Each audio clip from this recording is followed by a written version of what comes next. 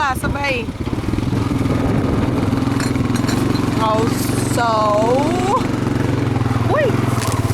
Agora é a área Matagal, farofa. Farofa.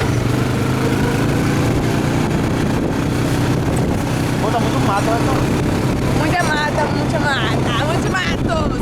Estamos indo agora pro São Antônio. É, só passar aqui. Só pra dar um oi, né? Ali, ó. Local top das nossas vidas. Antônio, ele tá recolhendo-se já. Chegar em casa. Filmar um buraco do vizinho. Vamos filmar o buraco do vizinho. Exatamente. Assim, sem ele perceber, ó. Agora é só mato e a gente. Será que saiu?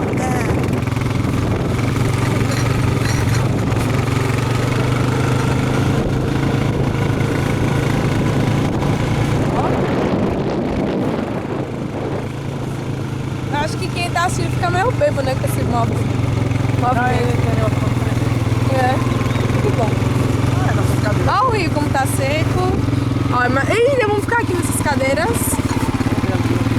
Vamos ver o rio pra dar uma tapeadinha e vamos filmar o buraco do vizinho. Ele não escuta não, cara. É esse, é?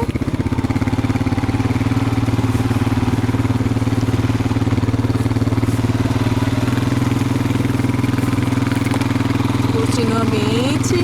Tá bonito. Pescoço do cão. Cão! Aê! Olha como tá, ó. A marisia e tal. Vendo? Meu tenso. Mas é bonito, mesmo seco, ó. Lindo. Vai sim, vamos tentar, ó. A gente vai tentar passar por aqui, ó. Vamos nessa. Mas aqui não, vai não. Vai, se a gente virar, a gente vira. Vai. Foi. Ó a casa do vizinho.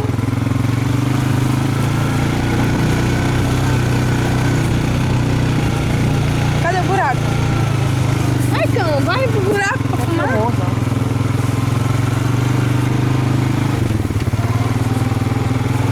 Piscina do vizinho, muro que ele fez. Ele tá lá por cima. Não, Ai! Caminho de casa. De casa. Vizinho. Chegamos! Ui! Helena! Estamos chegando agora na casa. Vamos dar uma alô pra Helena. Tem até medo. Ah, você vai amar. Estão ouvindo, né, pessoal? O que será? Pera aí, que eu tô com medo. Você vai amar. Tem até medo. Vou mentir? Aqui. Olha, Eugênia Mulherão. Fotos! Olha lá. O Alce.